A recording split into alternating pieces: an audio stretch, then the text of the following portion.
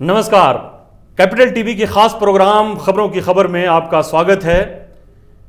24 दिसंबर 1999 IC 814 178 passenger और 11 crew member इस विमान को काठमांडू में हाईजैक करके और कंदहार लेकर जाया जाता है और उसके बदले में जो निगोशिएशन होती है उसमें एक खूंखार आतंकवादी को छोड़ना पड़ता है भारत को, जो भारत के लिए बाद में बहुत घातक साबित होता है। उसकी वजह से कई मौतें होती हैं।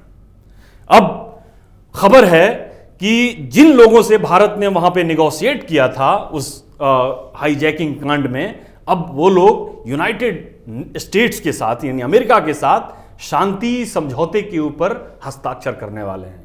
आप समझ गए होंगे, ये तालिबान है।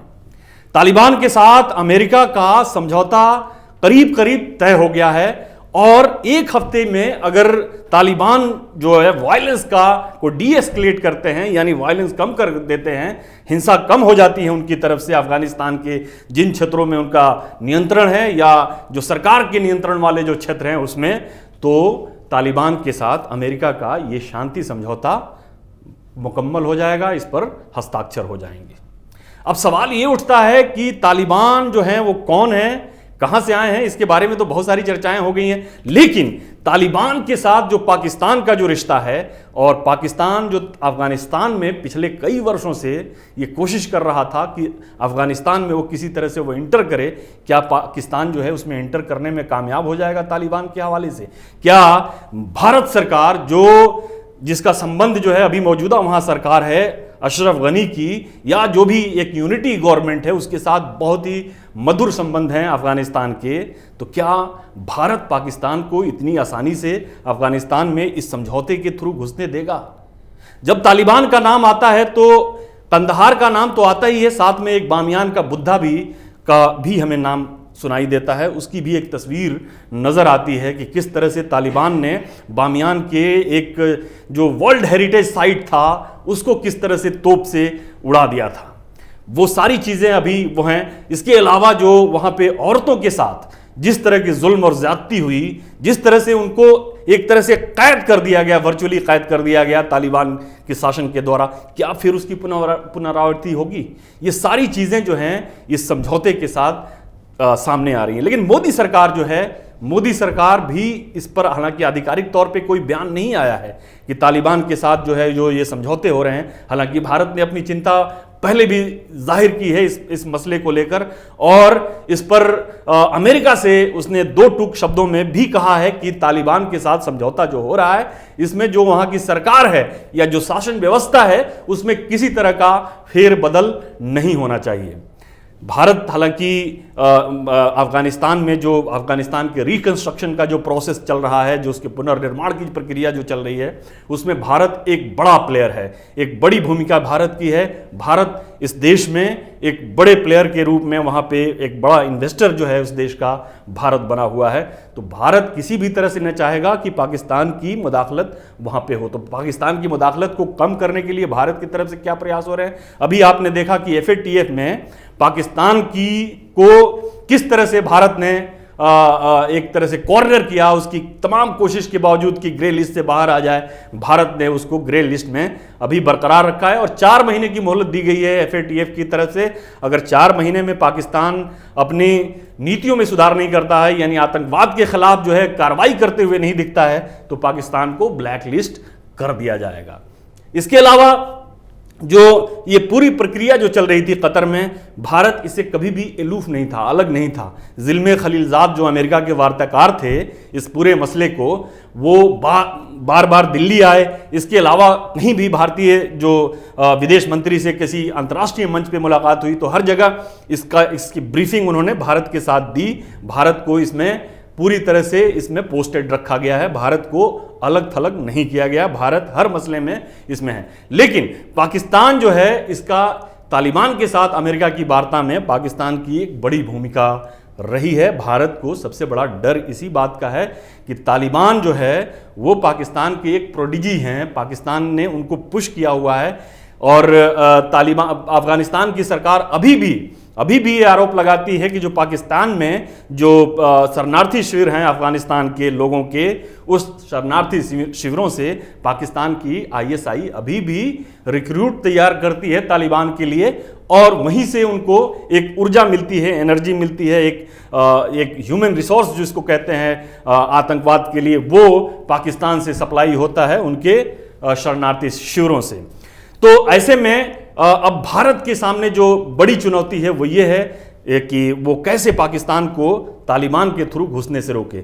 इसमें सबसे बड़ी बात यह है कि अमेरिका ने जो ये जो समझौते की जो चीज़ें जो निकल कर बाहर आ रही हैं उसमें यह है कि तालिबान के साथ ये तय है कि समझौता उसी सूरत में इस पर अमल दरामद किया जाएगा जब तालिबान पूरी तरह से डीएस्केलेट करेंगे, पूरी तरह से शांति को कायम करेंगे, स्थापित करेंगे, कोई हिंसा नहीं करेंगे, जेल से जो उनके कैदी हैं उनको छोड़ने ओढ़ने की बातें हैं। इसके अलावा और भी बातें हो सकती हैं कि जिसमें एक यूनिटी सरकार की भी बात हो सकती है, लेकिन अभी उस पर कोई वाज़ेह चीज़ जो है बाहर नहीं आई है कि इस समझौते में है क्या। लेकिन जो मेन जो इसका क्रक्स है वो ये है कि शांति को अभी बहाल करना है, उन्हें तालिबान को अभी दिखाना है कि वो शांति के लिए तैयार हैं और किसी तरह की वो हिंसा नहीं करना चाहते।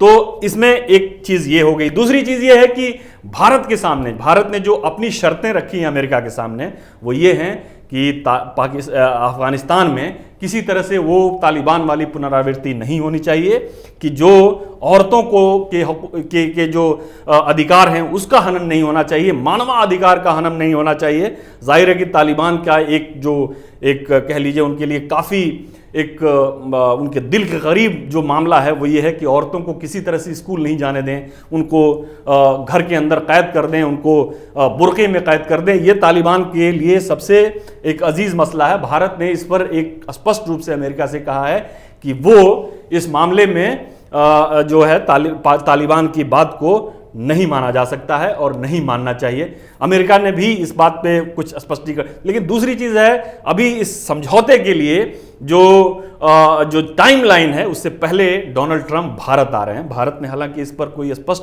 प्रतिक्रिया नहीं दी है, लेकिन डोनाल्ड ट्रंप के भारत दौरे में ये बहुत मतलब एक तरह से पक्का है कि प्रधानमंत्री मोदी राष्ट्रपति डोनाल्ड ट्रंप से अफगानिस्तान के मसले के ऊपर बात करेंगे ही करेंगे, क्योंकि जो भारत की तरफ से अभी हालांकि आधिकारिक तौर पर कोई इशारा नहीं दिया गया है, लेकिन ये माना जा रहा है डिप्लोमेटिक सर्किल से जो बातें आ रही हैं उसमें यह है कि भारत इस चीज़ को इस जो यात्रा के दौरान डोनाल्ड ट्रंप के दौरान ज़रूर उठाएगा। तो इस यात्रा में भी बहुत सारी बातें जो हैं भारत का जो पक्ष है जो वो रखेगा। हालांकि भारत ने तालिबान के ऊपर, जैसा मैंने कहा पहले कि तालिबान के ऊपर भारत का रवैया बहुत सख्त था, लेकिन अब जो है भारत ने हिंसा की जो वारदातें हैं और अमेरिकन जो फोर्सेस हैं या तालिबान फोर्सेस हैं उनका की इनएबिलिटीज जो है तालिबान को कंटेन करने में, उसको देखते हुए भारत भी ये चाहता है कि किसी तरह से वहाँ पे शांति बहाली हो, लेकिन तालिबान के शर्तों पे नहीं, तालिबान के अलावा जो दूसरे पक्ष हैं उनको उनकी शर्तों को भी ध्यान में रखा जाए, उनके हितों की भी रक्षा की जाए।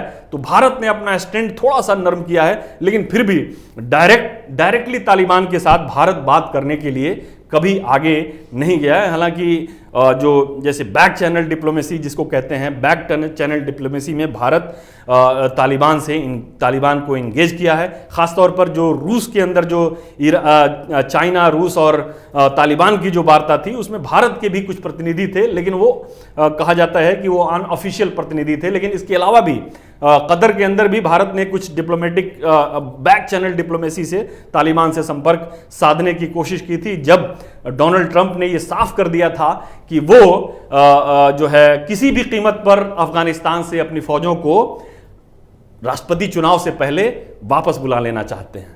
तो उसको देखते हुए भारत को ये अंदाजा हो गया था कि ट्रंप जो है काफ़ी सीरियस हैं इस मामले को लेकर, और उन्होंने चुनावी वादा भी अपने यहाँ किया था। उस चुनावी वादे को निभाने के लिए वो तालिबान से किसी भी तरह से समझौता कर लेने के लिए काफ़ी बेचैन है, और पाकिस्तान ने भी इस मामले को लेकर काफ़ी ब्लैकमेलिंग के स्तर तक डोनाल्ड ट्रंप से सौदेबाजी करने की कोशिश की थी।